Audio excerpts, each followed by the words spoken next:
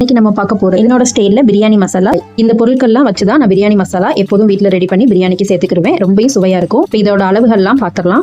First தனியா 25 gram சேர்த்துக்கோங்க. அடுத்ததா சோம்பு 10 கிராம் சேர்த்துக்கோங்க. அடுத்ததா சீரகம் 5 கிராம், மிளகு 10 கிராம். பொருட்கள்லாம் சேர்த்தோன்னா ஸ்டவ் ஆன் பண்ணி லோ ஃப்ளேமில் வச்சு 4லிருந்து 5 நிமிஷம் வறுத்து விட்டுக்கோங்க.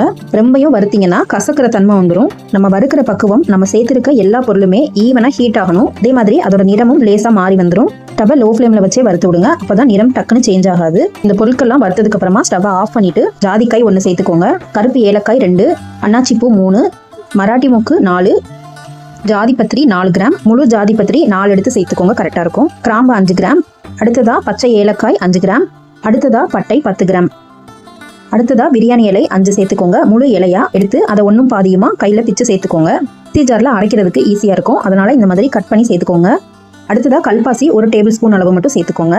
நம்ம சேர்த்திருந்த வாசனை பொருட்கள்லாம் ஒரு முறை நல்லா கலந்து விட்டுக்கோங்க. ஸ்டவ் ஆன் பண்ண தேவையில்லை. கடாயோட ஹீட்டே இதுக்கு போதும். வறுத்த பொருட்களை அதே கடாயில் வச்சுக்காம வேற ஒரு பிளேட்ல மாற்றி வச்சிருங்க. நம்ம வறுத்த பொருட்கள்லாம் கையில் எடுத்து பிடிச்சி பார்த்தீங்கன்னா கை பொறுக்கிற சூடு இருக்கணும். வெயில் காலத்தில் வறுக்க தேவையில்லை. 4-5 மணி நேரம் வெயிலில் வச்சு எடுத்தீங்கனாலே போதும். வறுத்து வச்சிருந்த பொருட்கள்லாம் நல்லா ஆறினதுக்கு அப்புறமா ஜாதிக்காய், மராட்டி மூக்கு, கருப்பு ஏலக்காய், அன்னாச்சி பூ, இந்த மாதிரி ரொம்ப ஹார்டான பொருட்கள்லாம் மிக்ஸி ஜார்ல டைரக்டா சேர்த்து அரைக்க முடியாது. மிக்ஸி பிளேடு உடஞ்சு போயிடும். இந்த மாதிரி ஹார்டான பொருட்களை மட்டும் இடிக்கல்ல இடிச்சு எடுத்துக்கோங்க 1-2. அப்பதான் அரைக்கிறதுக்கு ஈஸியா இருக்கும். இப்ப இடிச்சு எடுத்துட்டு வந்த பொருட்கள் எல்லாம் முதல்ல மிக்ஸி ஜார்ல சேர்த்துக்கோங்க. இந்த மாதிரி நல்லா இடிச்சுட்டு சேர்த்துக்கோங்க. இப்ப அடுத்ததான் மீதி இருந்த பொருட்கள் எல்லாம் மிக்ஸி ஜார்ல மாத்திக்கலாம். எல்லாத்தையும் மாத்தியாச்சு. இதை நல்லா பவுடர் பண்ணிட்டு வந்துடலாம். மிக்ஸி ஜார்ல அரைக்கும் போது ரொம்பவும் பவுடரா அரைக்க முடியாது. லேசான குறக்குறப்பு இருக்கதான் செய்யும். இந்த மாதிரி பவுடர் பண்ணி எடுத்துக்கோங்க.